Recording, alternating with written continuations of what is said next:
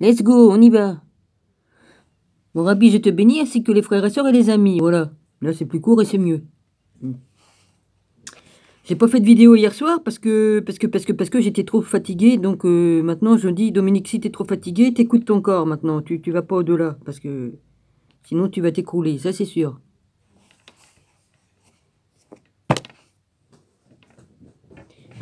Donc, j'ai dit, Dominique, non, ne fais pas de vidéo. C'est-à-dire que je me suis endormi, je suis allé faire tout ce qu'il fallait pour ma banque. Il me fallait des papiers pour ma banque. Il me fallait des papiers pour autre chose. Non, ça, j'ai fait autre chose, oui. Oui, puis j'ai fait autre chose aussi. Je sais même plus. Enfin, moi, je me suis occupé de plusieurs choses, oui. De la facture, là, d'eau qu'on me mettait en demeure, là. Voilà, il me fallait des papiers pour beaucoup de choses. Donc, voilà. Ah bah tiens, eux aussi j'aurais pu mettre un relevé, comme ça j'aurais pu relever la facture au lieu d'avoir un chèque tous les mois. C'est pas grave, je le renverrai plus tard. Comme ça je serai tranquille. Ils font un prélèvement automatique et ils me casseront plus les pieds. Ouais, oh dis donc, je m'améliore. Hein. J'essaie de plus dire trop de gros mots parce que ça sert pas à grand chose de parler la langue des cochons. Ouais, parce que en faisant ça, j'abaisse mes vibrations et puis c'est pas bon quoi. C'est pas bon. Pas très bon non. Bon, bah, je me suis fait un petit café. Oui, bah, je m'en remets un petit peu au café, mais un café par jour si j'en ai vraiment besoin. Là, j'ai besoin de me booster un peu. Santé. À votre santé, quoi, voilà. Je trinque. On n'est pas obligé de trinquer avec de l'alcool, on trinque avec tout ce qu'on veut, hein. Vas-y.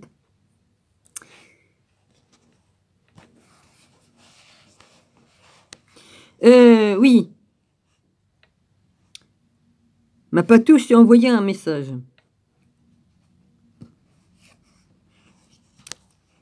Là où tu sais. Bon, de toute façon, tu vas tu vas savoir. Oui. Ceux qui s'amusent à effacer les messages que mes abonnés m'envoient, c'est vraiment pas intelligent de votre part. Hein. Je sais qu'il y a YouTube qui déconne, tout ça, mais il n'y a pas que ça. Hein. Faut pas me prendre pour une idiote. Ouais, ce matin, j'ai fait 2 tirages de cartes. Mais là, c'est privé. Je vous dirai pas pour qui ni pourquoi. Oui, dès le matin, hop, j'ai tiré les cartes. J'étais à peine réveillé, vas-y. Oui, parce que hier, je reviens, pourquoi que j'ai pas fait de vidéo, je me suis endormi. Et puis quand je me suis réveillé, j'ai cru qu'on était le matin. Mais non. Je suis tellement en décalage dans le sommeil que bah, je m'écroule de fatigue. Et puis comme je me réveille, je crois que la nuit est passée. Puis je me dis quel jour on est. Bah tiens, un matin, je me suis levé. C'est hier matin ou je sais plus quoi. Quand je me suis réveillé. Ah oui, voilà. J'ai cru qu'on était le matin. J'ai dit il est 9 h, puis il fait nuit. J'ai dit c'est pas normal. Puis comme j'ai un des réveils qui déconne, il n'était pas à la même heure. À un moment donné, j'ai dû remettre celui-là à l'heure parce qu'il retardait d'une heure. C'est pas normal. Ils sont tous les mon réveil là et puis ma pendule là-bas, ils sont sur les satellites. Donc normalement, il aurait dû rester à l'heure. Enfin bref. Puis il y a l'autre réveil là qui est casse-couille, il faut que je le mette à l'heure. Ça me pète, il faut appuyer sur des boutons. Et puis si tu y arrives pas, faut recommencer. Ça me fait chier. Ouais, ça me fait chier. Ouais, celui-là là. Voilà.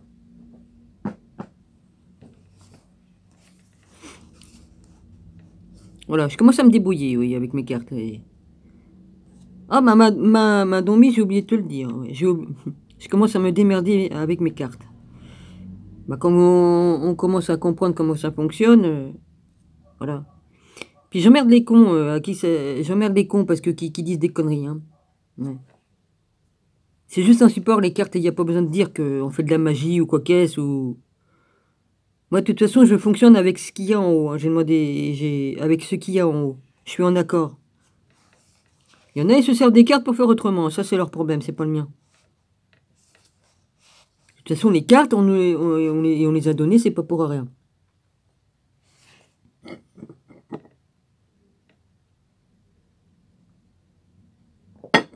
Faut faire les choses avec sagesse. Ouais. Puis avoir du discernement aussi. Parce qu'il y en a, ils font n'importe quoi. Hein, comme je vois des soi-disant voyantes, excusez-moi, hein, qui font du Ouija, par exemple.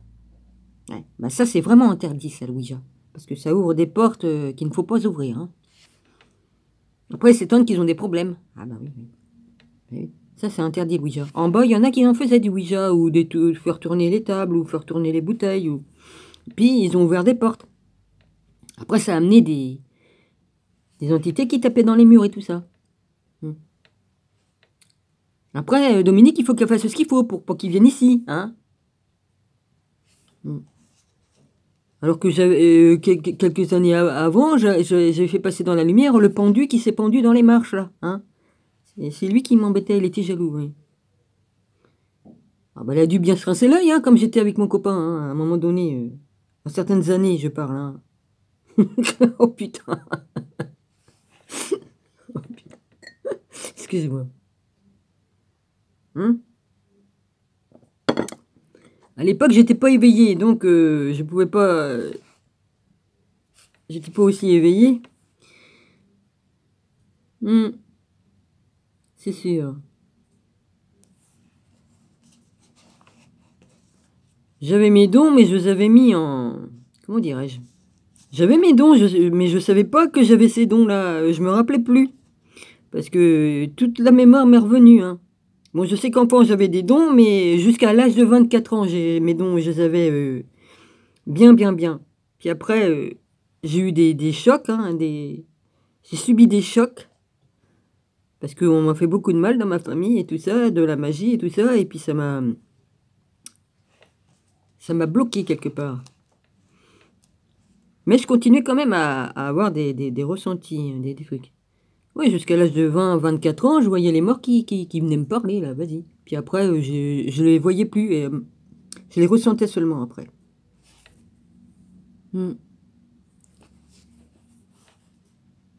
Donc, comme on subit des chocs, et ben ça peut ben, vous fermer des trucs. Mais ça se réouvre. Ça se réouvre très bien. Il suffit de travailler sur soi-même.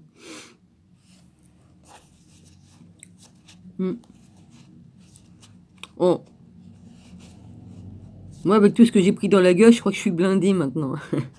Ouais. Tout ce qui ne vous tue pas vous rend plus fort. Hein. Ouais. Là, je bois mon café. Ça va me rebooster un petit peu, mais j'y jouerai pas trop, hein, parce qu'avant, c'était 40 cafés. Je prenais au moins 15 à 20 cafés par jour, si c'est pas plus. Hein. J'étais devenu accro. Hein. Je tournais au café du matin au soir. Ouais.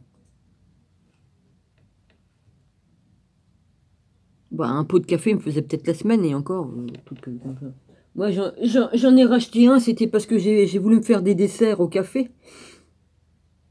Donc, voilà. Mais sinon, là, je me dis, je me prends un petit café. Bon, j'en ai déjà pris un il n'y a pas longtemps, mais... Je prends que si vraiment j'ai besoin en café.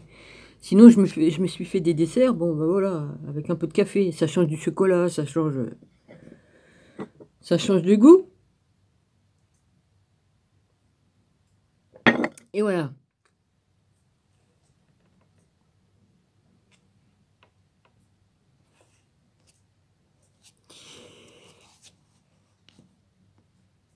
Est-ce que j'ai parlé à...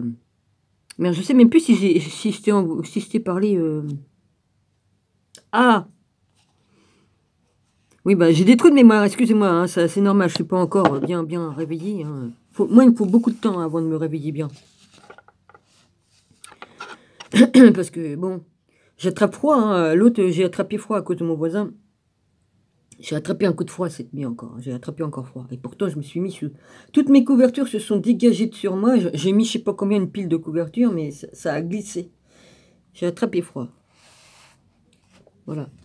Alors, où c'est que j'ai mis ma loupe, moi? Putain, je sais plus ce que j'ai fait de mes affaires. Ah, c'est vrai, ça. J'ai poussé les trucs pour tirer les cartes, et après, je sais plus où j'ai bougé mes affaires. Ouais. Et comme je suis fatiguée comme ça... Ah oui, j'ai remarqué. Ah ouais, ça y est, j'ai posé mon mouchoir que j'ai posé par-dessus. Je pouvais pas le voir. Je me suis aperçu qu'autour des fenêtres, il y a un drôle de produit qui s'est collé dessus. C'est tout noir. Et je me demande si c'est pas le graphène. C'est noir comme du charbon. Et c'est pas du moisi. Hein. C'est pas du moisi. On voit bien que c'est une substance. Une substance. Oh merde, je sais pas le dire. Hein. Vas-y. J'ai des problèmes. Hein. Bon. Comme vous savez, le problème que j'ai de dyslexie. Ouais, mais même comme il y avait eu la pluie il y a un an ou deux, je sais plus. C'était tout noir, tout noir, tout noir. C'était tout noir autour. Ouais, l'année dernière ou il y a 2 ans. Enfin bref. C'était tout noir sur les rebords de fenêtres et sur autour et tout ça. C'était noir, comme si qu'il y avait eu de la cendre de volcan ou des conneries comme ça. Ouais. Oh, ils nous en balancent bien, hein, j'ai vu ça, hein, et ils y vont gaiement, hein. Putain, j'ai la gueule de bois. Ouais.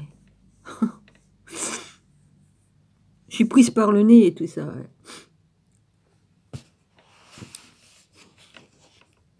Bah, l'énergie qu'il m'a fallu pour faire ce que j'ai à faire hier, comme on n'est pas bien, je vous dis pas comment que ça vous prend, si peu d'énergie que vous avez. Bah, j'arrive à le faire, pourquoi? Parce que Dieu me donne la force, sinon je serais couché 24 heures sur 24. C'est pas compliqué. Voilà, sinon, ça va. Je vais pas me plaindre, il y en a qui sont pires que moi. Hein.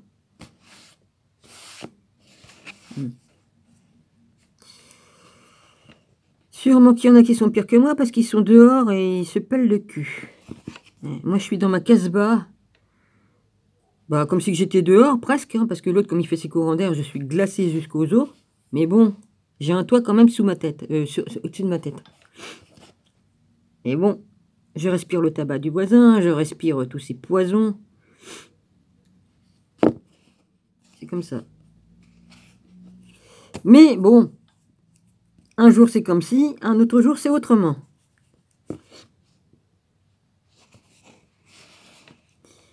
Comme le temps, normalement le temps n'existe pas, le vrai temps c'est le temps dans le moment présent. Donc,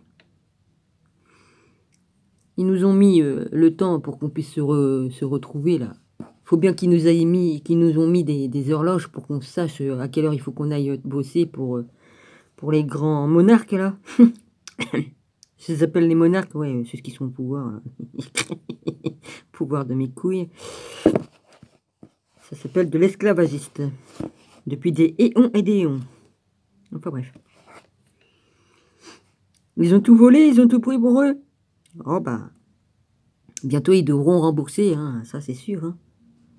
Quand on vole, on n'obtient pas grand chose de bonbons parce qu'à un moment donné, ben, qui mal acquis ne profite jamais. Hein. Enfin, ils profitent le temps qu'ils ont tout, mais après, terminus. Oh, ça, le nettoyage commence à se faire hein, quand même. Hein. Ouais. Il y en a certains qui vont se retrouver... Je parle des très hauts. Hein. Je parle pas des... Je parle de ceux qui sont au pouvoir.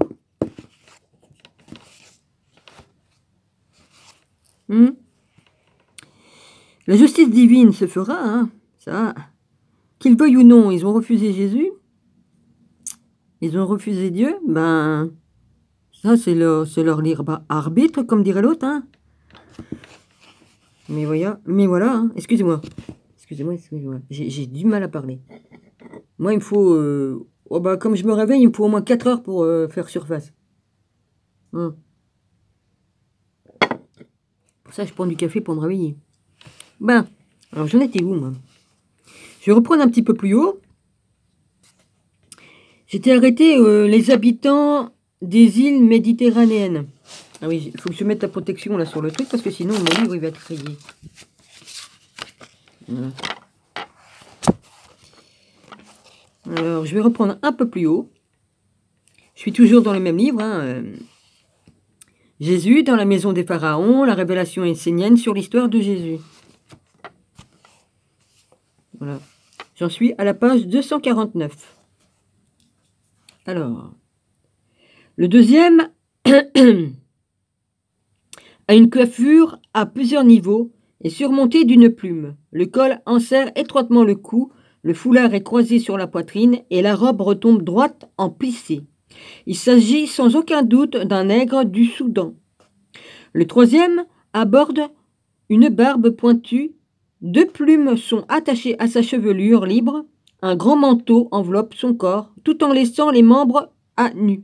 C'est de cette façon que sont représentées dans les tombes des rois et dans d'autres images ethnologiques les races blanches du Nord. Les Libyens de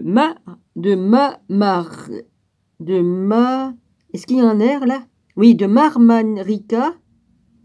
Oui, il y a un R entre les deux, entre le A et le M.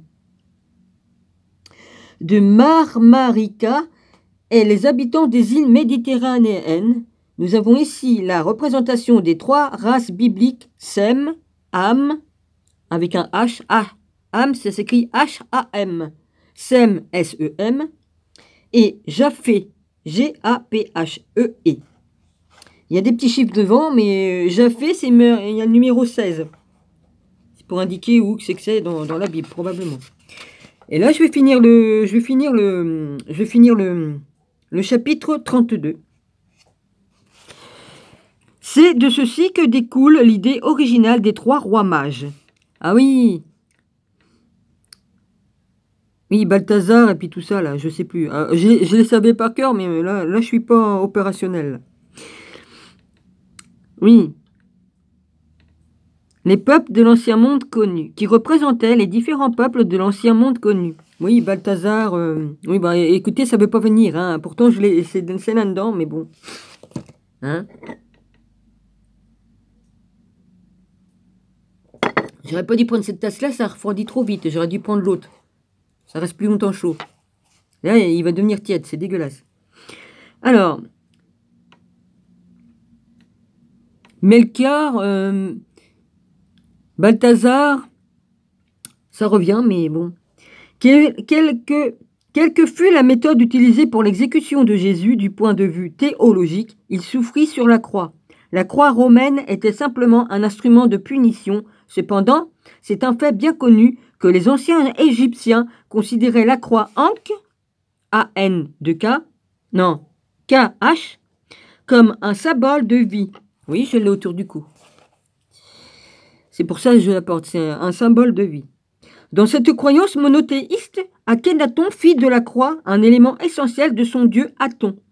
Des rayons lumineux descendant de mes mains, portant la croix aux narines du roi, lui donnant la vie, tandis qu'il est debout devant l'autel en prière. L'Ankh, évidemment, fait partie de son nom.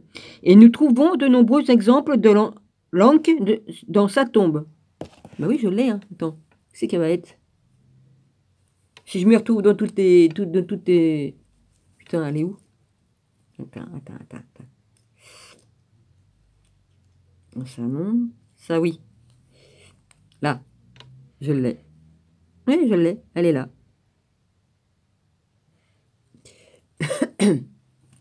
C'est la croix de vie, donc. Alors. Exemple de l'Ankh dans sa tombe, y compris dans la scène représentée à l'arrière de son trône, indique la croyance de ses disciples que, bien qu'il ait souffert et sa mort, au tabernacle, au pied du mont Sinaï, sur le site actuel de monastère de Sainte-Catherine, au tabernacle au pied du mont Sinaï, sur le site actuel du monastère de Sainte-Catherine. C'est là où c'est qu'il a souffert, Jésus. Il fit simplement la transition d'une forme de vie physique à une autre spirituelle.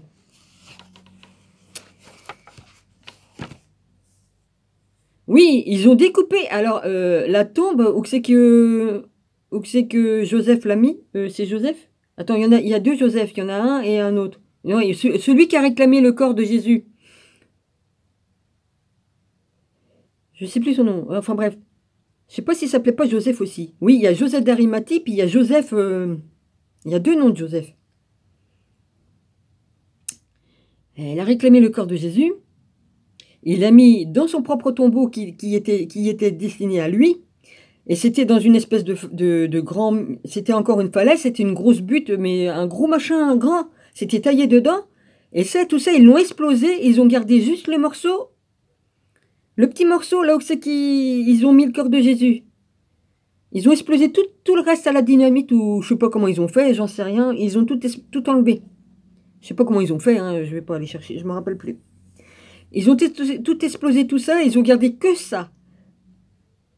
Hein, c'est comme si tu as une maison, ils gardent juste la petite pièce où c'est que t'étais. Voilà, et tu démolis tout le reste de la maison et tu gardes que ça. Voilà ce qu'ils ont gardé, l'endroit où ils ont posé le corps de Jésus et tout ça. C'est tout ce qu'ils ont gardé. Tout le reste, ils l'ont dynamité ou... Je sais pas où exploser, j'en sais rien. Parce que c'est quand même vieux, la poudre à exploser. Hein, et les Arabes, je crois que c'est les Arabes qui ont inventé la poudre à canon et tout ça. Hein. Donc c'est très vieux tout ça. C'est bien plus vieux qu'on ne pense. Et encore, je me demande si les Égyptiens connaissaient pas ça. Ouais, je me le demande. Parce que c'est quand même... je me le demande. De toute façon, du temps d'Alexandre le Grand, il pouvait marcher sous l'eau avec des espèces de scaphandres. Je l'ai lu tout ça. C'est une grande vérité. Il pouvait se déplacer sous l'eau. Donc le scaphandre, ça existe depuis bien plus longtemps qu'on croit. Des espèces de petits sous-marins ou des petits machins là, vas-y. Hein? Ouais. Il y a des technologies qui se sont perdues. Hein? Ouais. Ah bah tiens, tout le savoir que j'ai pu lire, vas-y, hein, ça revient. C'est là-dedans, c'est là-dedans. Ouais. Faites vos propres recherches. Hein. Enfin, moi, je vais sur 59, 60. J'étudie depuis l'âge de 8 ans, donc tout ce que j'ai emmagasiné, j'ai gardé que ce qu'il faut, évidemment, mais tout ce qui est important, on me l'a gardé en... Là, vas-y. Ouais. C'est pour ça que la connaissance, c'est important. Après, on trie, puis on dit, ah, bah c'est bizarre, ça quand même, ça et ça et ça. Ouais. Hein, faudra m'expliquer pourquoi, aussi, en France, il y a des pyramides, hein, et puis qui sont bien alignées avec les pyramides de Gizeh. Exactement la même chose, hein. Et puis au millimètre près, hein, au millimètre, si tu regardes, ça va en direction. Tout ce qui est au ciel est copié sur la terre. Les astres, les étoiles, bah, les pyramides sont mis selon les étoiles de l'époque et tout ça. Hein, et puis ils ont fait la même chose sur terre, ils ont tout copié. Au millimètre, au poil de cul près. Excusez-moi, j'y vais quand même avec le poil de cul. Hein? Ouais. C'est quand même extraordinaire, hein, parce qu'il fallait avoir une sacrée technologique pour arriver que ce soit fait exactement comme ça. Hein. On ne fait pas ça des choses comme ça à l'époque sans avoir de la technologie très avancée. Hein. Faut pas nous prendre pour des cons. C'est comme pour les cathédrales. Hein. Hein. Ils vont nous faire croire qu'au Moyen-Âge ou autre, qui pouvaient faire des cathédrales comme ça sans avoir une technologie. Hein. Voilà. Hein, parce que comme on fait, même dans les tombes de Toutankhamon ou d'autres tombes de pharaons, on a retrouvé des trucs qui étaient ciselés, ils gravaient dans des pierres précieuses, ils écrivaient très petit, donc ils avaient des loupes déjà, et puis pour graver dans la pierre aussi dure, il fallait bien qu'ils aient des lasers ou qu'ils aient autre chose. Hein. On fait pas ces choses-là sans avoir une technologie. Hein.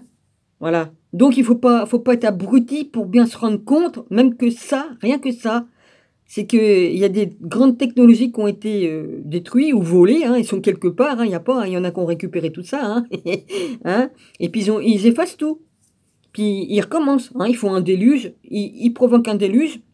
Je dis pas que Dieu n'a pas fait de déluge lui-même, hein, mais l'homme, ceux qui sont au pouvoir, ont des technologies qui ont permis d'en créer aussi, hein.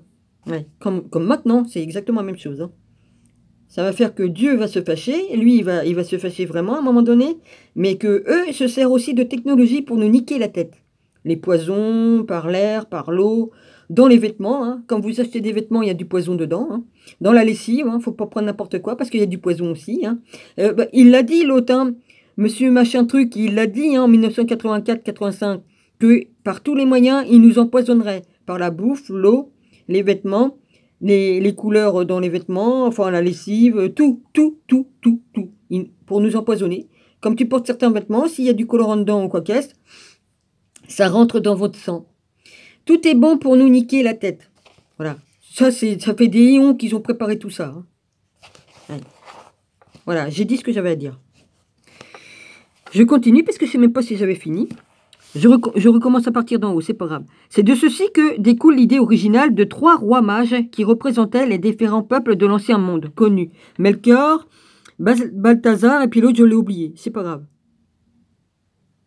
C'est pas grave, ça revient pas. Alors, quelle que fût la méthode utilisée pour l'exécution de Jésus, du point de vue théologique, il souffrit sur la croix. La croix romaine était simplement un instrument de punition. Je recommence, je sais, je l'ai lu, ça y est, ça me revient, je l'ai lu. Je l'ai lu, je sais. Sur la croix romaine était simplement un instrument de punition, cependant c'est un fait bien connu que les anciens Égyptiens considéraient la croix ankh comme une symbole de vie. Dans cette croyance monothéiste, Akhenaton fit de la croix un élément essentiel de son dieu Aton. Des rayons lumineux descendant dans des mains portant la croix, aux narines du roi lui donnant la vie, tandis qu'il est debout devant l'autel en prière. L'Ankh, évidemment, fait partie de son nom.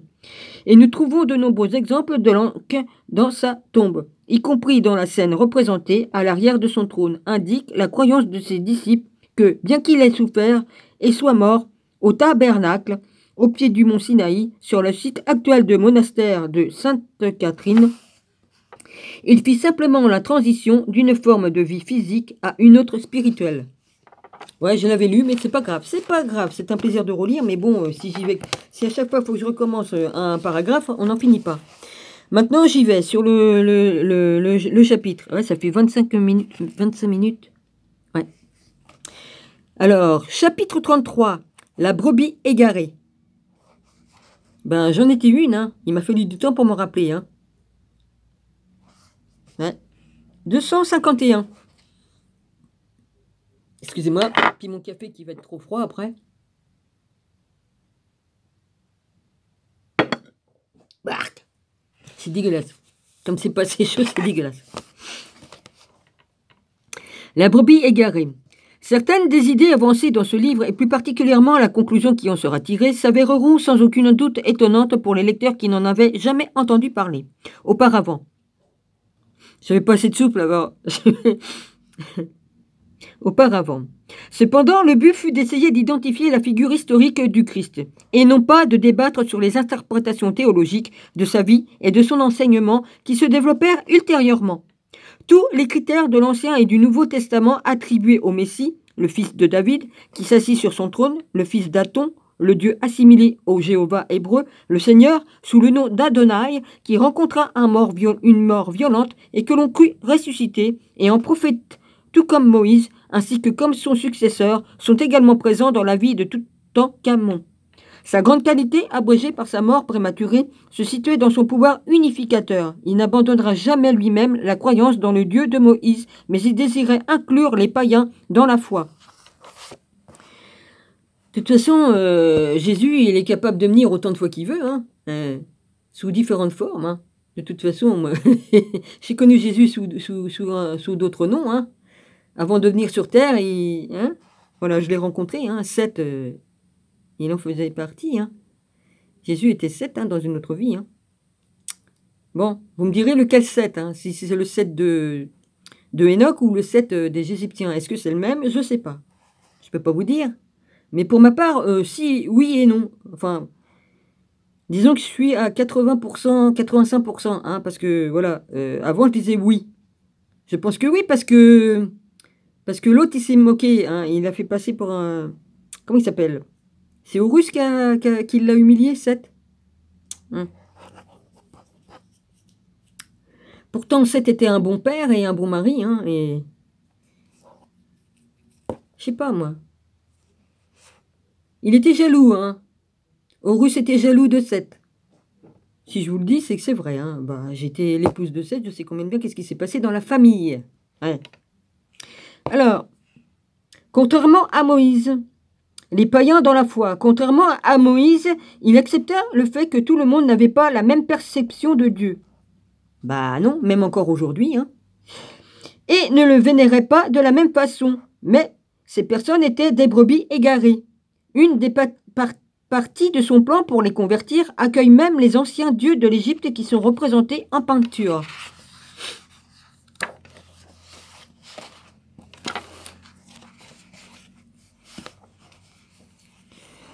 Comme ayant été convertis à adorer l'Aton et sont à l'origine du concept chrétien des anges et des saints. Par exemple, un fragment de cantique de Moïse dans le Deutéronome 32. C'est dommage que... Oui, ben j'en parlerai après si j'oublie pas. Papa, t'as qu'à me le mettre en pause le truc et puis que ça me revienne dès que je veux le faire, s'il te plaît, merci. Découvert dans une grotte à Qumran, comprend un texte au verset 43 mentionnant « Cieux exultés avec lui, et que les fils de Dieu l'adorent. » Quand ce passage est cité dans le Nouveau Testament, Hébreux 1, 2.6, la phrase est habituellement tournée comme suit. Les anges de Dieu. Par contraste, avec Akhenaton, Moïse, Toutankhamon, Jésus, Akhenaton c'est Moïse, Toutankhamon, Jésus introduisit également... non. Par contraste avec Akhenaton, Moïse, Toutankhamon, Jésus introduisit également la croyance en la résurrection et à la vie après la mort. Voilà, c'est comme ça qu'il faut le lire. Message principal de la Nouvelle Alliance. Sur le mur de son tombeau, il est lui-même représenté, ressuscité et vivant, faisant face à Haïé. En contraste total avec les croyances d'Akhenaton, Moïse. Voilà, Akhenaton, Moïse. Comme on peut le constater sur le tombeau de ce dernier. Après, il y a l'œil d'Horus qui fait sur un autre chapitre. Les voies empruntées dans ce livre ne constituent en aucune manière de nouvelles voies. D'autres historiens les ont suivies seulement pour faire demi-tour, car elles menaient en haut trouble, en défiant le bon sens établi ou heurtant leurs propres croyances. Les arguments que j'ai avancés ici peuvent se résumer simplement. Il n'existe aucune preuve contemporaine tangible soutenant l'histoire du Nouveau Testament qui relate que Jésus naquit au cours du règne d'Hérode. Le grand, Hérode le Grand, et fut condamné à mort au 1er siècle de notre ère. Lorsque Ponce Pilate, en l'an 26-36 après Jésus-Christ, était procureur de la Judée, alors province romaine, d'un autre côté, de nombreuses preuves indique que Jésus vécut plusieurs siècles auparavant. Par exemple, les manuscrits de la mer morte prédatant les évangiles contiennent un récit de l'Annonciation utilisant presque les mêmes mots que nous trouvons dans Saint Luc.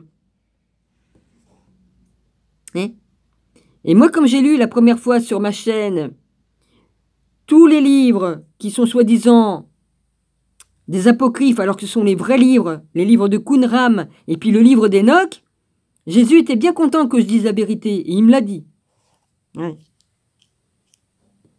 Il me l'a dit parce qu'il m'a dit, oui, tu sors toute la vérité sur les déchus, sur tout ça, sur les anges, enfin surtout, quoi. Je dis la vérité sur tout ça. Hein? Et là, on apprend encore des nouvelles choses avec ce livre-là. Et puis tous les autres que j'ai lus avant. Puis j'en ai encore à vous lire, et puis plein de choses à vous apprendre sur les chakras, sur les pierres, enfin surtout, quoi. Et puis même sur comment on tire les cartes et tout ça. Je les ai, mais je vous ferai les cours. Et j'en ai rien à péter, je fais ce que je veux sur ma chaîne. Et si ça dérange pour certains, ben ça dérange, c'est pas grave. La connaissance est très importante. C'est pour ça que je veux vous mettre tout ça. Voilà. Et savoir faire les choses dans la sagesse et puis... hein, voilà, comme j'ai dit tout à l'heure. Et dans... oui, ben ça va revenir. Le discernement, voilà. Merci, papa. Alors... qui confirme que... Alors, attends, j'y retourne un petit peu plus en dessus. Les manuscrits de la mer morte prédatant les évangiles contiennent un récit de l'Annonciation utilisant presque les mêmes mots que nous trouvons dans Saint Luc et qui confirme que les Esséniens croyaient que le Messie, leur maître de justice, avait déjà existé et avait trouvé la mort aux mains du méchant prêtre et qu'ils attendaient son second avènement. Jésus, il a bien dit, pas 2 retours, mais 3. 3 retours. Et ça, ils l'ont caché. Hein? Comment il fait, Jésus? Avec ma main qui est abîmée, là, il fait bien ça. Attends, comment il fait, Jésus? Merde, je sais plus. Je sais plus comment tu fais, Seigneur. Excuse-moi, je suis complètement à la masse. Excuse-moi, Seigneur. Oui, comme il fait le signe, il fait un signe avec sa main. Il fait un signe avec sa main pour dire 2, mais il y a 3 retours.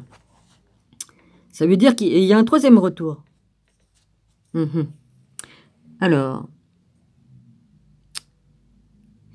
Oui, il fait ça. Je sais plus. Hein. Enfin, je sais plus. J'irai vérifier parce que j'aime pas dire des conneries. Hein. J'aime pas me tromper parce que si je me trompe, c'est un peu con quand même. Hein. C'est pas vraiment un mensonge, mais c'est que parce que bon, bah, je me rappelle plus trop bien. Voilà. Alors. Des prêtres et qui attendaient son second avènement et non pas le premier. La même idée est exprimée dans le livre d'Isaïe, datant du 8e au 6e siècle avant Jésus-Christ, dans lequel le Messie porte le nom du serviteur martyr, qui fut conçu par le Seigneur et brutalement mis à mort, sacrifié comme un agneau par les mains même de son peuple. Moi, je dis les catholiques, ils ont fait leur sauce hein, avec tout ça. Hein, et puis, pourquoi qu'ils interdisaient aux gens de lire la Bible eux-mêmes hein? Pourquoi qu'il fallait qu'on aille voir le prêtre et puis se confesser à eux hein? Pourquoi que... Mais tout ça, c'était pour nous mener par le bout du nez, pour pas qu'on sache la vérité hein? Pourquoi qu'il était... Maintenant, on peut avoir une Bible, bon, on sait, hein? Pour le pouvoir, pour le patriarcat, et non pas pour le... Hein? Pourquoi qu'ils ont écarté le sacré féminin? Pour avoir tout pouvoir, pour prendre le trône de Dieu. C'est bien ce qu'ils ont fait. Comme on voit ce qui se passe, hein? Ouais. Je bois un peu parce que ça va être froid après.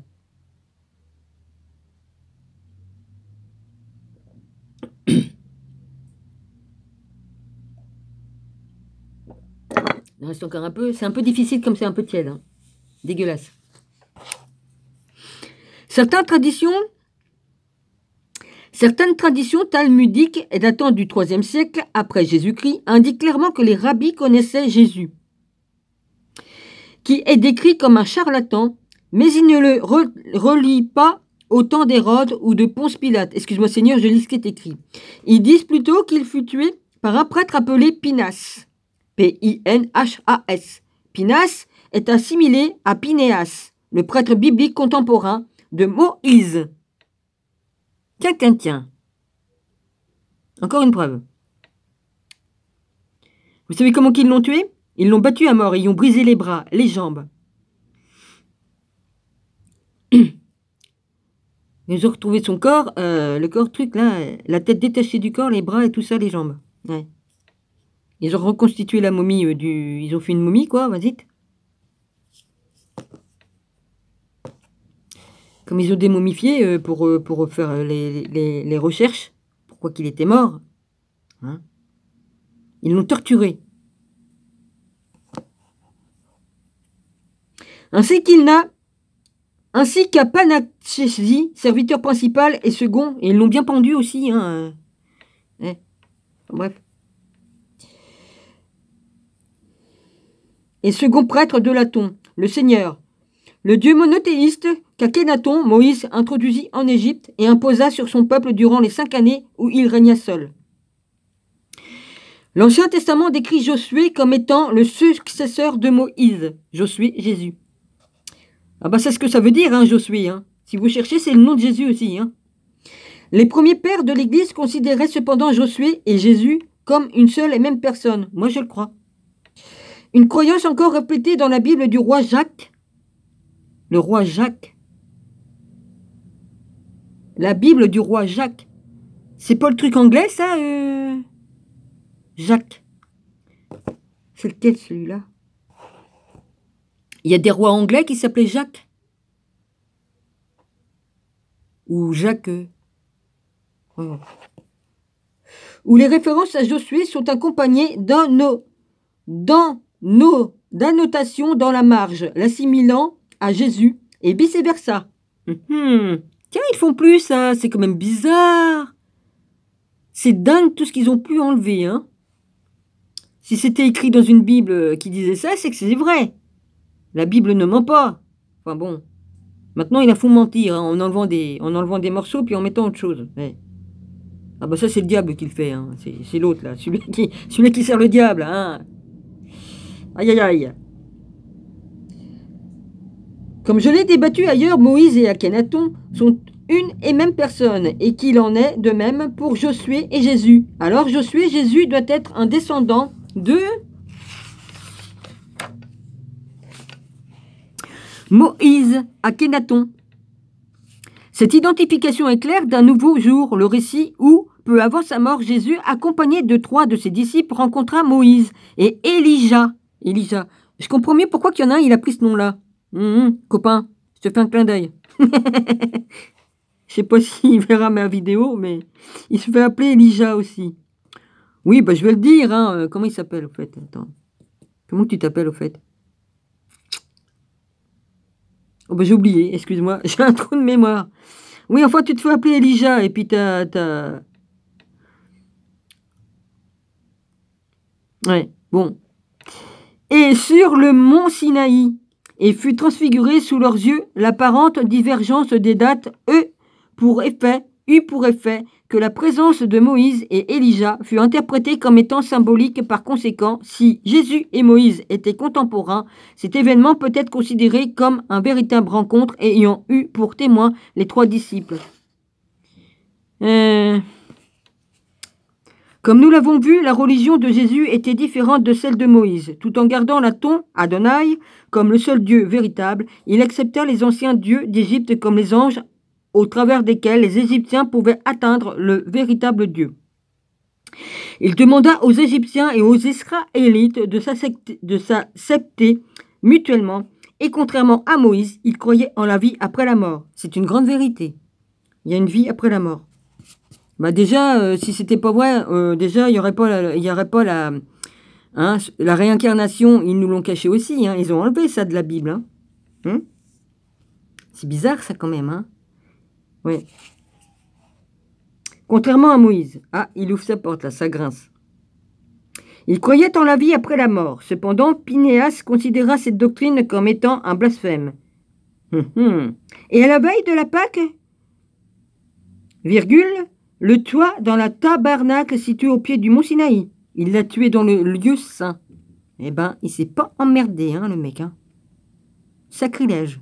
Double sacrilège. Dans le lieu saint, il a tué Jésus.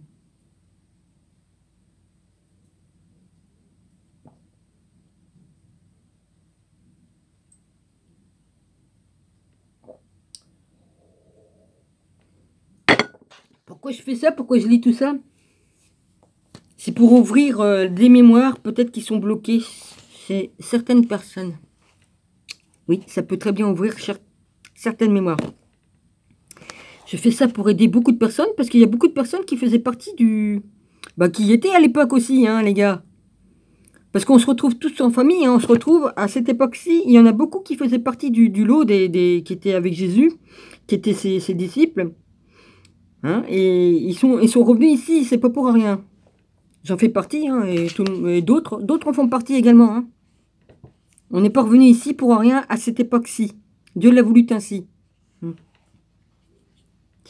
Situé au pied du mont Sinaï, alors Pâques, alors à la veille de... Attends.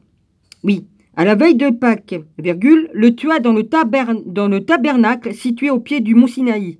Ce meurtre fut vengé par le massacre de milliers d'Israélites, y compris Pinéas. Il y est passé à la gamelle aussi, lui. Perpétué par Ephraïm Aïe, second fils de Joseph le patriarche. Aïe, qui était le second fils de Joseph le patriarche. Ce fut la mort de Jean le Baptiste, plusieurs siècles plus tard, qui persuadèrent les dirigeants esséniens qui avaient attendu le second avènement du Christ comme juge à la fin du monde, d'affirmer qu'il avait vu Jésus, permettant ainsi aux évangélistes de raconter à nouveau l'histoire du Christ, adaptée à l'époque d'Hérode le Grand et de Ponce Pilate. Donc voilà, hein, tous les mensonges qu'il y a eu à l'époque, ils ont... Hein, ça, c'est les cathos qu'on fait, et tout ça, hein, mélanger, fait à leur sauce, et puis mettre à d'autres dates la venue de Jésus, alors qu'il était plusieurs siècles avant. Hein. Mais ça n'empêche pas que Jésus existe bien et a bien fait ce qu'il a fait. Hein. Peu importe de la façon qu'ils l'ont tué, pendu, clouté, tout ce que vous voulez bien, brûlé, tout ce que vous voulez bien, écartelé. Oh putain. En tout cas, comme on se retrouve avec les bras détachés du... Enfin bref. Peu importe la façon qu'il a souffert, hein, il a souffert. L'histoire s'est faite comme elle devait se faire. Hein. C'était écrit, puis tout s'est accompli, hein, mais pas de la façon qu'on nous fait croire. Hein. Mais tout s'est vraiment accompli. Le cours véritable des événements a été considérablement obscurci par 2 raisons. On nous dit que Jésus serait un descendant du roi David. Il s'assit sur son trône, il y a confusion, car l'Ancien Testament nous propose deux David, que j'ai parlé plus en avant dans le livre. L'un qui est constamment en conflit contre les Philistins, et l'autre qui est le fondateur d'un empire s'étendant du Nil à l'Euphrate. Le David qui combattit les Philistins était simplement un chef de tribu qui vécut au Xe siècle avant Jésus-Christ. Le David de la maison duquel le Messie allait venir était Thoutmosis III, vers 1490-1436 avant Jésus-Christ. l'arrière-arrière-grand-père d'Akhénaton et le plus grand guerrier de son époque, qui étant le père d'Isaac, forgea le premier lien entre les Israélites et la royauté égyptienne. Il faut se demander pourquoi qu'ils ont retiré la stèle qui était encore debout il y a quelques années, là, il n'y a pas si longtemps que ça, hein, sur lesquelles tout était écrit. Hein. Pourquoi qu'ils l'ont enlevé? Parce que la preuve était dessus, les mecs. La preuve était dessus. Et ils n'ont pas voulu que les gens, comme ils se promènent par là, qu'ils décrivent les écrits égyptiens qui étaient dessus et qui disaient toute la vérité. Pour ça qu'ils l'ont enlevé puis qu'ils ont mis une plaque à la place. Ils l'ont planqué quelque part, ça c'est sûr. Il n'en reste qu'une seule debout. Hein? Posez-vous les bonnes questions. Il faut que ça tourne là-dedans. Hein? J'ai dit, c'est pas possible. Il y a 20 ans, il y était encore. Il y a 10 ans, il y était peut-être encore. Peut-être même il y a 5 ans, il y était encore. Et puis maintenant, ils l'ont enlevé. De quel droit? De quel droit ils touchent à un objet que les pharaons ont mis? Hein? Pour expliquer. Là, au passage de la mer Rouge qui s'est ouverte et refermée. Il y en avait une d'un côté et une de l'autre. C'est bien pour nous, pour qu'on puisse aller voir. En tout cas, il y a des photos qui existent, mais s'ils les ont détruits. Moi, j'avais tout ça dans mes livres, c'est dommage. Hein. Mais on peut retrouver, on peut toujours retrouver. Hein. On peut toujours retrouver.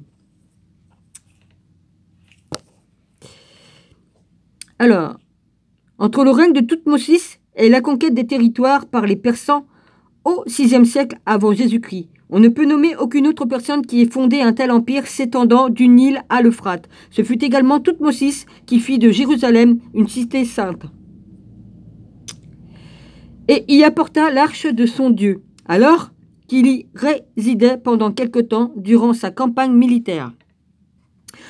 L'autre facteur plutôt obscur se présente comme une dissimulation élaborée. Ceci inclut la résurrection de Josué et de Pinéas pour un récit du livre de Josué relatant comment la terre promise fut conquise durant une rapide campagne militaire plus d'un siècle après que tous deux aient disparu. 2 siècles après qu'ils aient disparu, ils ont réécrit l'histoire. Ceci est une pure fiction, ne pouvant être soutenue par les excavations archéologiques contemporaines et qui a également été démentie au niveau littéraire par les historiens bibliques. Nous trouvons également dans le livre des Nombres un récit confus des événements qui se déroulèrent dans le tabernacle au pied du mont Sinaï, le jour du pardon qui était habituellement célébré au printemps, en même temps que la Pâque. Les maintenant en automne. L'aura de secret entourant le contenu caché des manuscrits de la mer morte indique clairement que cette dissimulation est toujours d'actualité. Finalement, j'espère qu'en établissant ainsi l'identité de la figure historique de Jésus, cela n'affaiblira pas, mais plutôt renforcera la foi en lui, et que nous pourrons peut-être enfin être autorisés à avoir accès aux secrets non publiés des manuscrits de la mer morte. Eh bien, la vérité, elle sortira de toute façon. Le Père Céleste qui est en haut, il va bien faire en sorte que la grande vérité sorte. Hein. Là, maintenant, il y a des photos. C'est dommage qu'elles ne sont pas en couleur. Moi, je les avais en couleur dans mes livres, mais je ne les ai plus. C'est dommage parce que c'est beaucoup plus beau. Mais pour le prix du livre, bon, bah, j'ai des photos en noir et blanc. Donc, je vais vous mettre ça devant les yeux. Hein. Alors là, il y a Amenhotep III, le Salomon historique. C'est Salomon. Amenhotep III, le Salomon historique, durant l'époque duquel prévalut la paix en Asie occidentale. Il posta une garnison au nord de Jérusalem et érigea le Millau et le temple au XIVe siècle avant Jésus-Christ. Voilà. Alors, je vous montre ici. Je vous mets mon doigt ici. Voilà, c'est lui. Le Salomon.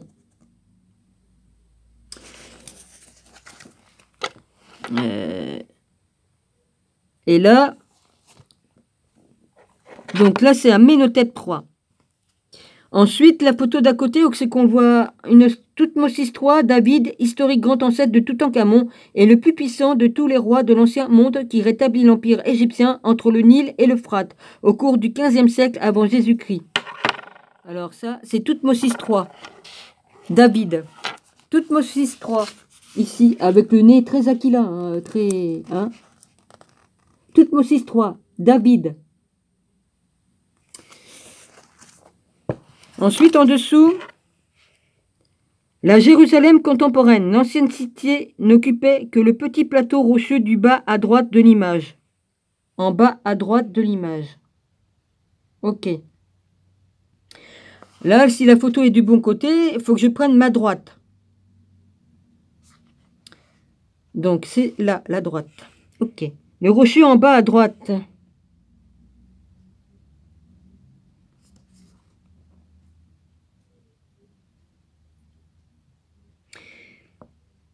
Alors, je relis. La Jérusalem contemporaine, l'ancienne cité, n'occupait que le petit plateau rocheux du bas à droite de l'image. À l'arrière, sur le plateau rocheux le plus haut et le plus large, se trouvait le temple de Salomon, à présent occupé par le dôme rocher. Voilà, c'est ça. Je vais vous montrer. Alors, c'était tout en bas à droite que c'était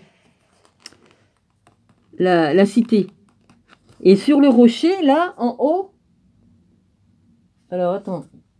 Je vois pas bien. Ici, là où c'est qu'il y a le dôme, là, le rocher, là, en haut, c'était le temple de Salomon qui était là. C'est là où c'est qu'ils ont mis que les Arabes ont mis le dôme doré, là. Hein, Et avant, autrefois, il y avait... Voilà. Hein. Et alors, moi, j'avais entendu qu'il y avait un phare ou une espèce de grand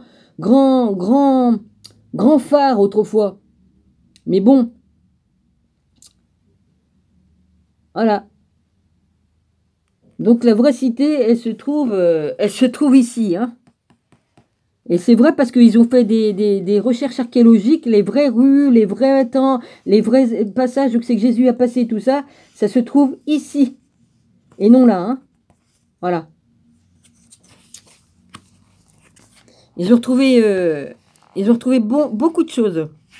Il y a d'autres photos. Hein. Alors là, il y a Toutankhamon émergeant d'une fleur. Il était magnifique en couleur. Symbole de la naissance sacrée. Après, il y a Néfertiti, mère de Toutankhamon. La Madone biblique, dont l'image fut utilisée par son époux Akhenaton sur son tombeau, est simplement celle de la déesse Isis. Je vous montre ici. Hein. Voilà, Toutankhamon. Et puis la reine Néfertiti.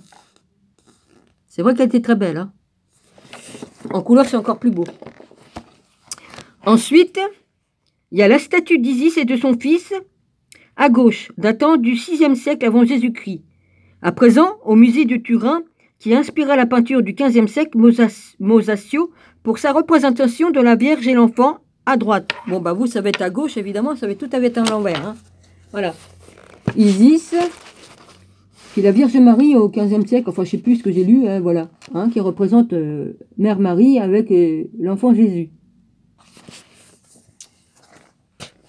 Ensuite, il y a les 3 rois mages représentés sur une dalle qui fut découverte dans le premier quart du XXe siècle, près de la tombe de Toutankhamon, dans la vallée des rois. Elle montre 3 types d'étrangers représentés par les Égyptiens, rendant hommage au nom du roi Hayé. Melchior, et puis les 3 mages. Excusez-moi, les 3 rois mages. Voilà les 3 rois mages. Ce sont les vrais. Hein, Melchior, et puis les autres, comme ça me reviendra, bah, je vous le dirai, hein, parce que là, j'ai un trou de mémoire. Hein, voilà. Ensuite, il y a d'autres photos. Hein, Ah, j'en ai pris 2, là. J'espère que j'en ai pas pris 2 avec les autres. Non, là, c'est bon. J'avais pris 2 pages.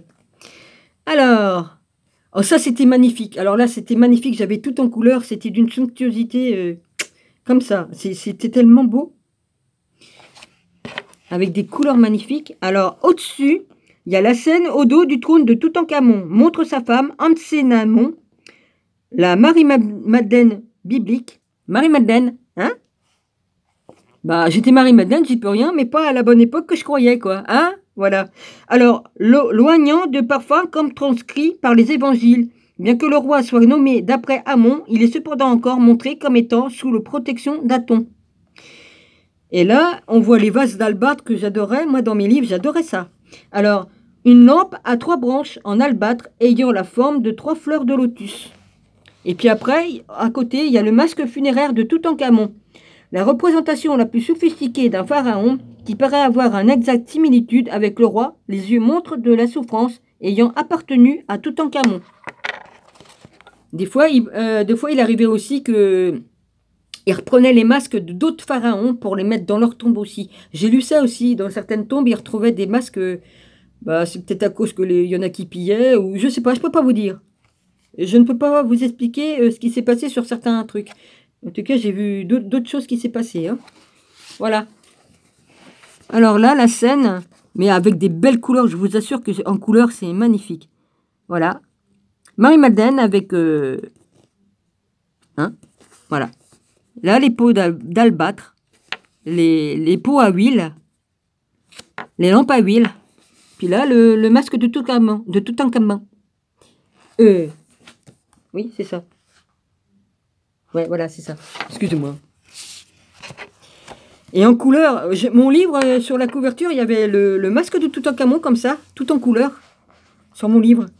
Puis j'en avais un autre que j'avais reçu de ma belle-sœur, à peu près pareil, mais le mien était mieux. Mais bon, le sien était pas mal non plus, mais le mien était avec plus de choses dedans. Ensuite, il y en a encore. Je vais vous montrer toutes les photos, et puis voilà. Hein. Là, l'une des robes rituelles ayant appartenu à Toutankhamon, assimilée par Howard Carter à la dalmatique sacerdotale portée par les diacres et évêques chrétiens. Mais eux, ils ont copié... Eux, les catholiques, ont copié tout ça.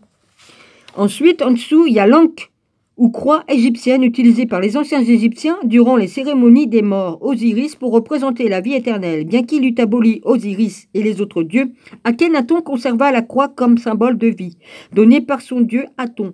Après le meurtre de Toutankhamon, elle devint le symbole de sa résurrection. Ses écrins à miroir en bois furent trouvés dans sa tombe. Donc d'un côté ou de l'autre, il y avait un miroir. De l'autre côté. Donc derrière la croix, là, il y avait un miroir. Ah, il y a des chiens qui gueulent dehors. Je me demandais qu'est-ce que j'entendais. Là, on voit l'habit. On voit l'habit de cérémonie. Après, je vous dirai, hein, parce que... Après, il y a... Le prêtre Pénéessi, dans une scène gravée sur son tombeau à Amarna, excusez-moi, il n'y fut jamais enseveli.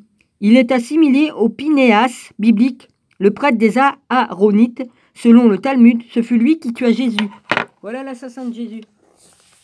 L'assassin de Jésus. Hein. Après, là, je vais vous dire ce que c'est. Hein. On voit son tombeau, hein, sûrement. Le monastère de Sainte-Catherine, construit au VIe siècle après Jésus-Christ au pied du mont Sinaï, à l'endroit où Moïse avait installé son tabernacle et où Jésus, historique, fut assassiné. Voilà. C'est là que Jésus a été assassiné.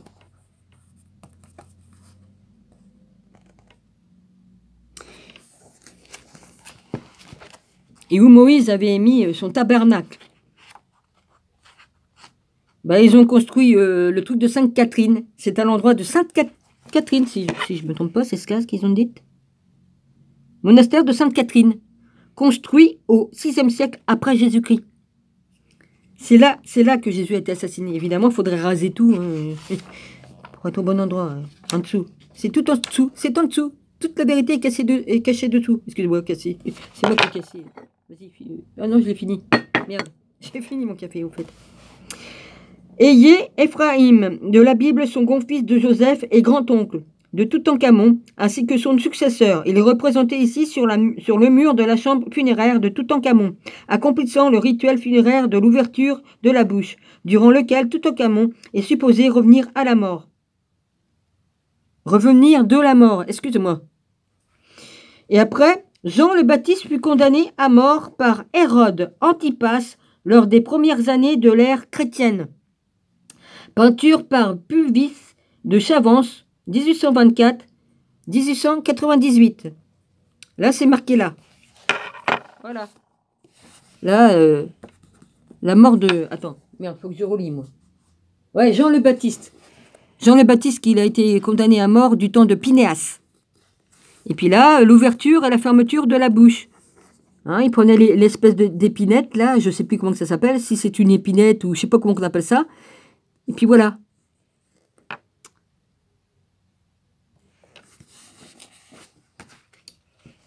Bon, appendice. Donc j'ai fini le livre. Appendice, ça veut dire que il relate. Donc je suis à la page appendice Ancien et Nouveau Testament. Je vais vous lire tout, hein, mais vraiment tout. Hein. Donc j'ai fini. Appendice Ancien et Nouveau Testament. L'académicien français Couchou dressa la liste suivante des versets de l'Ancien Testament qui reflètent également certains des événements majeurs relatés plus tard dans les évangiles. La conception virginale. Voici la jeune fille est enceinte et va enfanter un fils qu'elle appela Emmanuel. Ésaïe 7, 2.14. La naissance de Jésus à Bethléem. Mets-toi, Bethléem, Ephrata, le moindre des clans de Juda, c'est de toi que me naîtra celui qui doit régner sur Israël. Michée 5, 2.1. L'étoile de Bethléem. Un astre issu de Jacob devient chef, un sceptre se lève. Je recommence parce que je parle comme une cochonne. J'ai du mal. Un astre issu de Jacob devient chef, virgule, un sceptre se lève, virgule, issu d'Israël. Nombre 24, 2.17. Le mage. Tous ceux de Saba viendront, virgule, apportant de l'or et de l'encens et chantant les louanges du Seigneur. Isaïe 60, 2.6.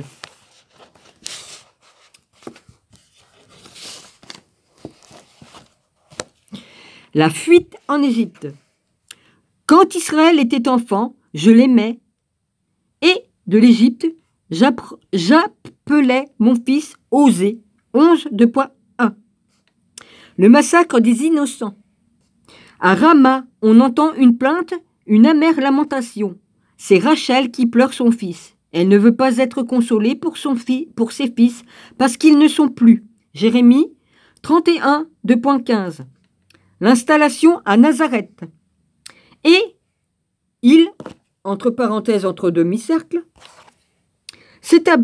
vint s'établir dans une ville appelée Nazareth. Ainsi devait s'accomplir l'oracle des prophètes. Voilà, il n'y a pas de mal à se servir d'oracle hein, non plus. Hein. Ouais. On l'appellera le Nazaréen. Matthieu 2.23. Oui, parce que les rois avaient leur propre oracle, leur propre astrologue, etc., etc. 2.23. Citons ce passage d'un livre de prophétie inconnu. Ah, inconnu. Ah. L'entrée triomphale dans Jérusalem. Exulte de toutes tes forces, fille de Sion. Pousse des cris de joie, fille de Jérusalem. Voici que ton roi vient à toi. Il est juste et victorieux, humble et monté sur un âne, sur un ânon, petit d'une ânesse. Zacharie 9, 2.9. Il ne sait pas qui c'est qui l'a écrit vraiment. Ouais. Béni soit le nom du Seigneur, celui qui vient. Psaume 118.26. La purification du temple. Et il n'y aura plus de marchands dans le temple de Yahweh, Sabaoth, en ce jour-là. Zacharie 11, 2.21. C'est comme la Sophia. Sabaoth aussi. La Sophia Sabaoth. La trahison par Judas. Même le confident sur qui je faisais front et qui mangeait mon pain se hausse à mes dépens. Psaume 41, 2.10.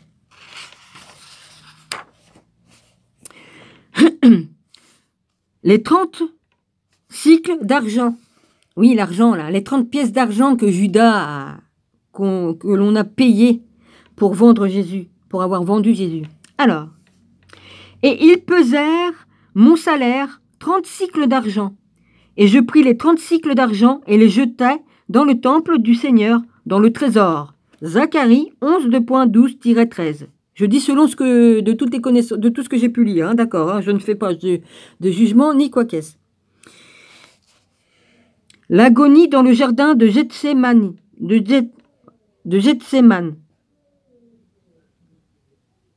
Oh putain. Je sais pas ce qu'il est en train de faire à sa chienne, mais... il est complètement cinglé. La chienne est gratte, elle devient folle. Ou alors il arrive, ou alors il est... je sais pas ce qu'il branle. Ouais, ça me regarde pas. Je repars sur mon truc. L'ingonie dans le jardin de Gethsémane. Mon Dieu, mon âme vient-elle à défaillir? Psaume 42, 2.6. La fuite des disciples. Je veux frapper le pasteur, virgule, pour que soient dispersées les brebis. Zacharie 13, 2.7. La passion. Il a été transpercé à cause de nos péchés, écrasé à cause de nos crimes. Ésaïe 53, 2.5. La crucifixion entre deux voleurs.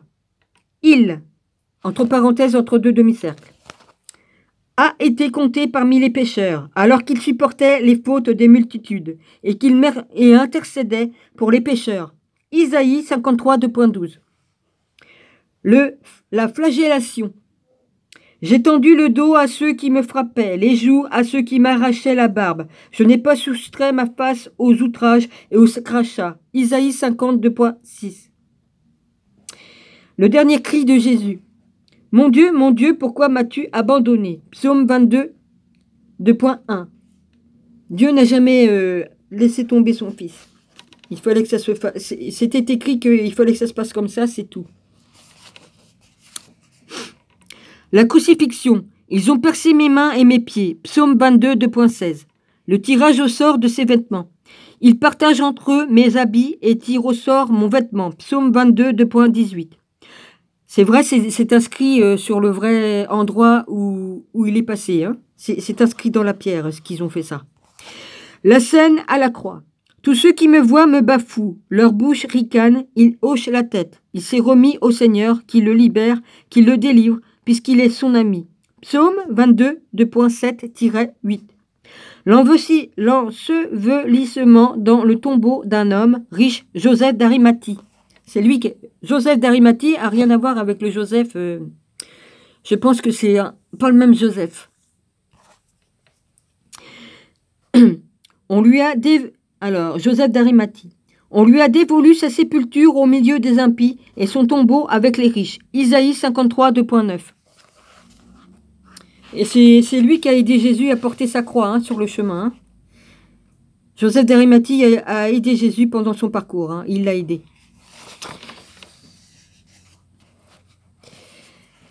Appendice B. La destruction d'Assor.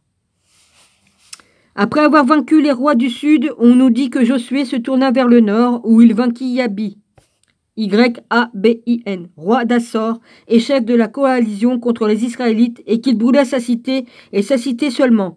Josué 11, 2.10-13. Avant de considérer les preuves supposées proposées par Yigaël Yadi, il est important d'indiquer que l'Ancien Testament lui-même nous donne un récit contradictoire de ces événements. Contradiction, hein. C'est pas pour rien.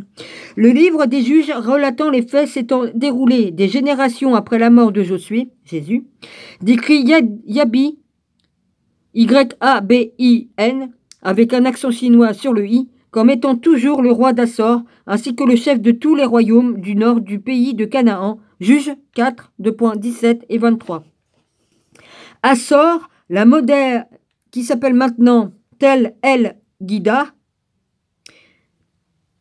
Tel, T-E-2-L, plus loin El Guida, L majuscule L-Guida, Q-I-D-A-H, était une grande ville cananéenne de haute qualité située à presque 9 miles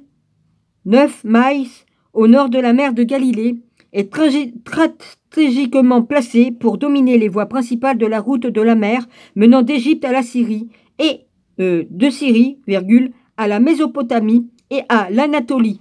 Nous trouvons de nombreuses références égyptiennes à ce sujet. Ce fut l'une des cités conquises par Thoutmôsis III au début du XVe siècle avant Jésus-Christ. Les lettres d'Amarna datant du XIVe siècle avant Jésus-Christ et relatant les relations de l'Égypte avec les pays étrangers mentionnent plusieurs fois Assor, dont le roi Abdi-Ichi, Abdi-Hirshi, excusez-moi, j'avais pas vu le R. A-B-D-I-H-I-R-S-H-I.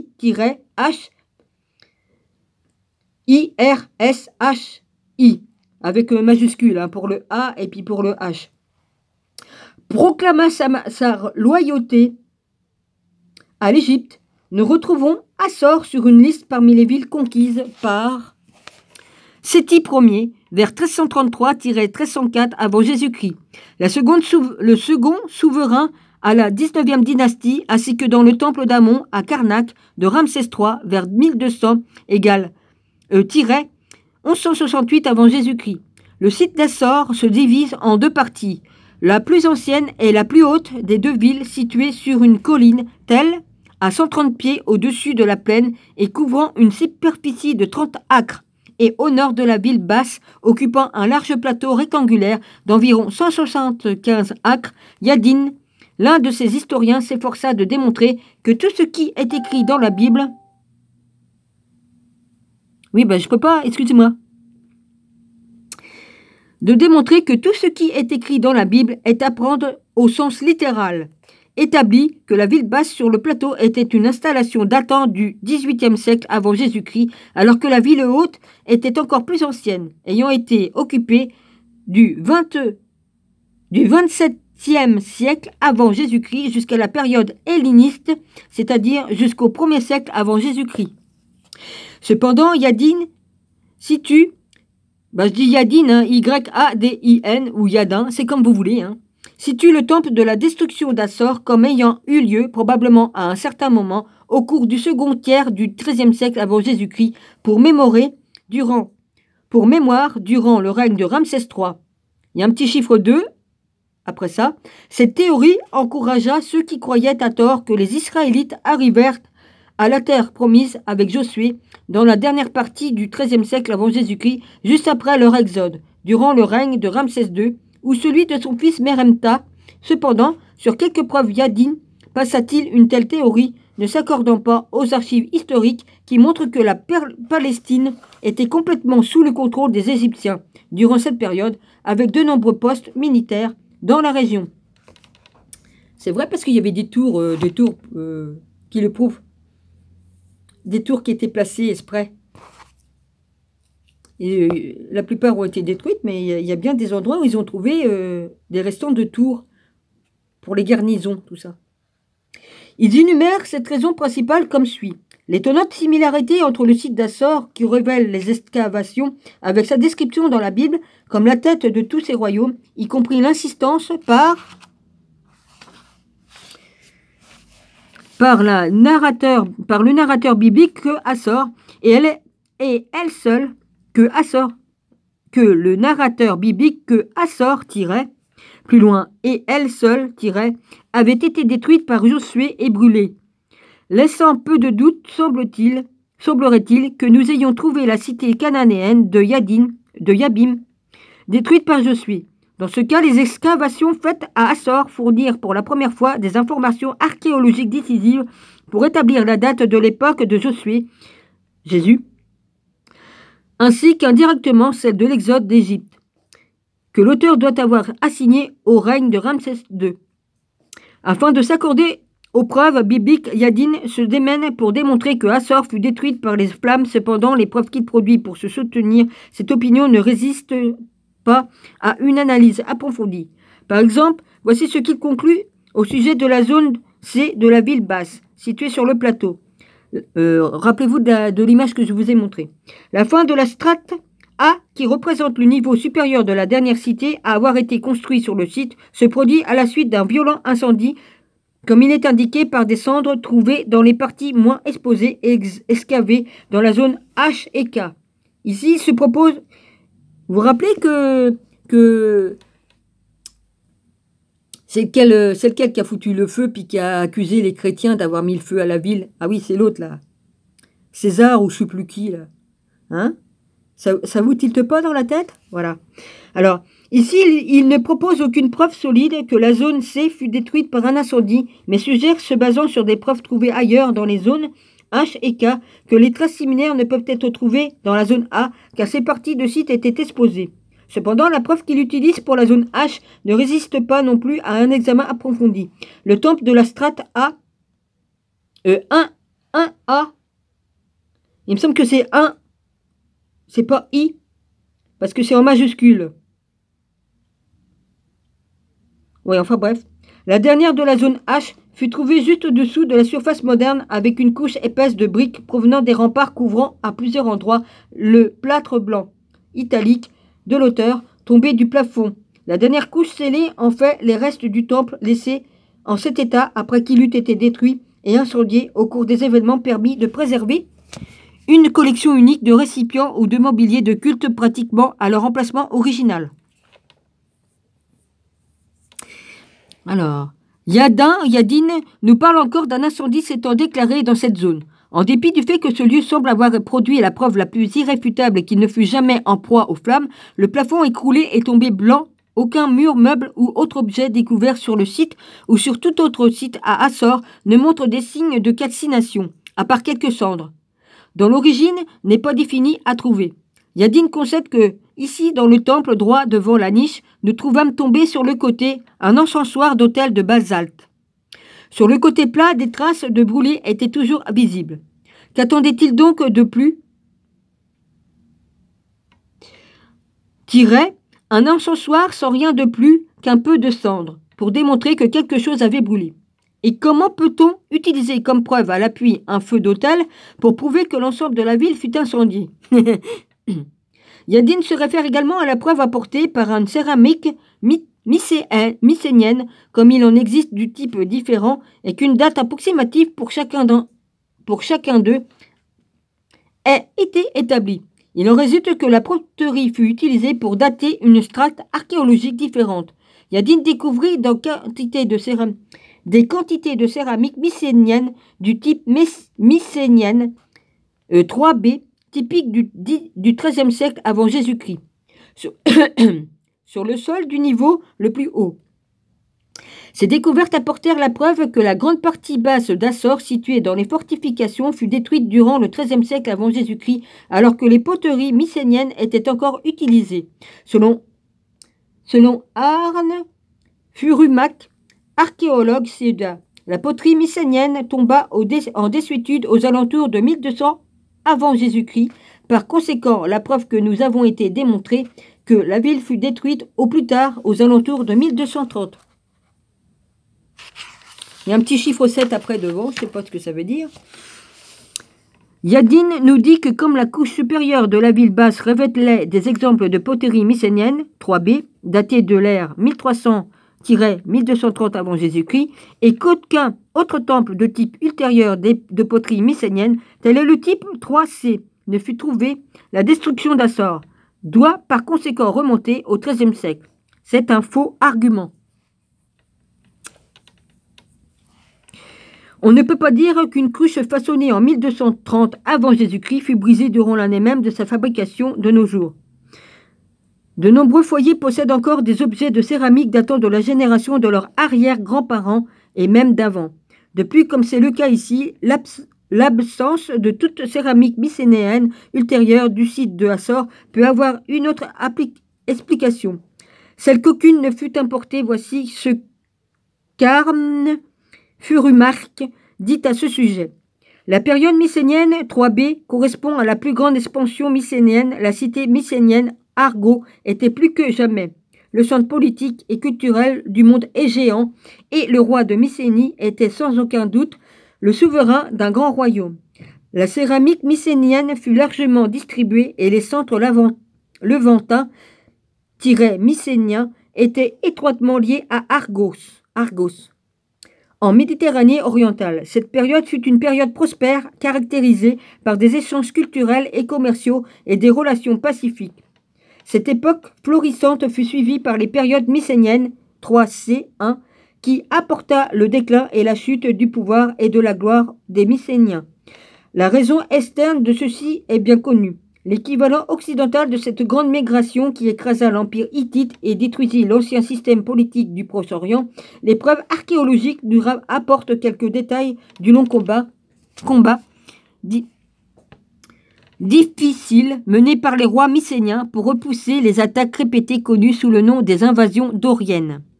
Les installations florissantes de la période mycénienne 3B furent désertées à cette époque probablement du fait de leur insécurité. Le désastre était inévitable et la Messénie tomba. Durant cette époque de conflit, suivant la période mycénienne 3b, les connexions étrangères de la terre de Grèce s'amenuisèrent et changèrent de nature. Par conséquent, aucune céramique de la période de Mycénienne 3c ne fut trouvée à Assor, non pas parce que la ville avait été détruite durant le XIIIe siècle avant Jésus-Christ, mais parce qu'aucune poterie n'atteignit jamais la région de Haute-Galilée. Comme nous l'avons déjà dit, les ruines d'Assor comprennent 2 sites différents. L'ancienne ville haute sur la colline Tel et la ville basse située sur le plateau en contrebas, alors que celle-ci ne fut plus habitée à nouveau après la destruction de la dernière cité cananéenne, qui est occupée par les lieux, Non, Dominique, arrête. Concentre-toi. Alors que celle-ci ne fut plus habitée à nouveau, après la destruction de la dernière cité cananéenne, qui en occupait les lieux, la cité sur la colline demeura jusqu'à la période de helléniste. Au cours du 1er siècle avant Jésus-Christ, Yadin explique dans toutes les zones excavées de la ville haute sur la colline, les restes de cette strate sont trouvés au-dessus des ruines de la cité cananéenne et en dessous d'une strate plus du dernier âge de fer. 3 points plus loin. La poterie associée à cette structure s'épuise et l'installation de la strate 12, située au-dessus de la cité détruite, est principalement différente de celle de la première phase de l'âge de fer. Tout ça, on peut le voir sur la photo que je vous ai mis, mais c'est vraiment trop petit. Il y a des numéros, tout ça. Bon, voilà. L'âge de fer, c'est-à-dire celle-ci qui correspond aux Philistins. Ceci signifie qu'après la cité contenant les poteries mycéniennes datant de la période de Mycénienne, 3b, fut détruite. L'installation qui suivit utilisait des poteries philistines appartenant à l'âge de fer du XIIe siècle, et non pas du XIIIe siècle avant Jésus-Christ. Indiquant que cette cité fut détruite au cours de cette période. Yadin n'a fourni aucun élément de preuve pour prouver qu'Assor fut conquise par Josué au cours de la seconde moitié du XIIIe siècle avant Jésus-Christ. Assor ayant été mentionné par Ramsès III vers 1200-1168 avant Jésus-Christ. Dans son temple d'Amon à Karnak indique que la cité existait toujours et était sous contrôle durant son règne, ainsi que la possibilité que Assor, comme tant d'autres sites en Syrie-Palestine, fut en fait détruite par les peuples de la mer, les Philistins, contre qui Ramsès III mena une guerre dans cette région même. Fin du chapitre, de ce que je vous lis. Page 268. Appendice 6, David et Goliath. Page 269. Je vais peut-être avoir un peu de temps quand même. La façon dont la Bible nous est parvenue contribua à la confusion entourant les histoires des deux David. On nous dit que le second, le chef tribal, régna sur la Judée et Israël dans le pays de Canaan durant les 40 premières années du Xe siècle avant Jésus-Christ. Cependant, le texte hébreu de Samuel, qui était à l'origine un livre, ne reçut effectivement sa forme finale que plus de 4 siècles plus tard. Au moment de l'exil, ceci se produisit aux alentours de 587 avant Jésus-Christ, avec l'invasion babylonienne de la Judée et la destruction du temple de Jérusalem qui s'ensuivit. Le roi de Judée ainsi que bon nombre des notables israélites, y compris les prêtres, furent envoyés en exil à Babylone. Leur exil dura 70 ans. Tiens, chiffre 70, chiffre 7.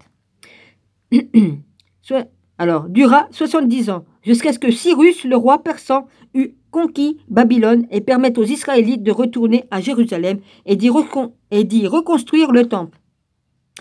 Quand les prêtres et scribes israélites furent obligés de quitter Jérusalem, ils emportèrent avec eux une collection de leurs écrits sacrés et durant une période de réflexion à Babylone, décidèrent de reconsidérer leur passé et d'en établir un nouveau récit destiné aux générations futures. Ce fut alors que le texte de Samuel fut produit, basé sur plusieurs traditions séparées et dont les scribes tentèrent de faire un ensemble cohérent. Ils ont remanié le tout, quoi. L'écrivain qui en fut responsable possédait plusieurs sources, chacune recouvrant une partie différente de l'histoire, telle que l'adolescence de Samuel, l'arche et son parcours d'un lieu à l'autre, 2 histoires séparées de Samuel et de Saul, et l'unification des 12 tribus, l'une associée à Mispah, M-I-Z-P-A-H, et à Rama, R-A-M-A-H, qui se termine par Saul, échouant à anéantir les Amalécites et leur butin, et qui fut rejeté par Dieu. L'autre associé à Gilgal, se terminant quand il fut également rejeté par Dieu pour avoir offert des sacrifices afin d'engager une guerre contre les Philistins. L'histoire de la montée au pouvoir de David depuis la période où il fut présenté à Saul, jusqu'à celui où il fut accepté comme le roi de l'ensemble d'Israël. L'histoire de la cour ou de la succession de David, incluant sa relation avec ses fils. Le récit égyptien du meurtre d'un grand homme cananéen dans l'autobiographie de Sinoué, la prise de Jérusalem. Je l'ai lu le livre Sinoué l'Égyptien, par Christian Jacques, je l'ai lu. La prise de Jérusalem. La prise de Jérusalem, l'histoire du mariage de Toutmoses III avec Sarai, la femme d'Abraham, les annales de guerre de Toutmoses III, l'écrivain biblique confronté à cette quantité d'éléments au VIe siècle avant Jésus-Christ, mais manquant de toute explication concernant leur origine, s'apprêtait à tenter de les rassembler en un seul récit. Le fait que les annales de guerre de Toutmoses III y trouvèrent leur place montre que les Israélites n'oublièrent jamais leur grand ancêtre, le véritable père d'Isaac, et d'un point de vue sémantique, le nom de ce pharaon ne posait aucun problème. Il est constitué de deux éléments, Tut, T-U-T, ou T-W-T. En écriture hiéroglyphique, la première partie est représentée par un ibis symbolisant Thoth, le dieu égyptien de la sagesse et de la connaissance, et qui devient traduit littéralement en hébreu DWD, qui est le nom hébreu de David. Le second élément, MOS, signifie enfant ou fils. En fait, il existe des preuves suggérant que ce serait l'écrivain biblique qui donna lui-même le nom DWD au chef de tribu. Certains historiens pensent qu'il ne s'agissait pas de son véritable nom, Elanan, E majuscule L-H-A-N-A-N, avec un accent chinois sur le A, était le nom original de David, qui fut changé plus tard en David. Cette théorie est d'autant plus renforcée par le fait que le Targum, T-A-R-G-U-M, la première traduction de la Bible hébraïque en araméen, substitue Elanan par David dans le deuxième livre de Samuel, au verset 21 2.19, où nous trouvons le récit de comment Elanan tua Goliath de Gath. Voir note au chapitre 20. Moi, je sors les trucs et voilà, vous en faites ce que vous voulez. Le récit relatant la mise à mort de Goliath n'appartient pas à l'histoire de l'un ou de l'autre de l'histoire de l'un ou de l'autre David. David, le plus jeune fils de Jessé, est présenté à Saul comme berger et harpiste dans le premier livre de Samuel au chapitre 16. Saul le nomma son écuyer. Cependant, dès le chapitre suivant, David s'est transformé en un guerrier puissant à la tête de l'armée de Saul, campé sur la montagne sur un des côtés de la vallée d'Ela, à mi-chemin entre Bethléem et la côte méditerranéenne philistine.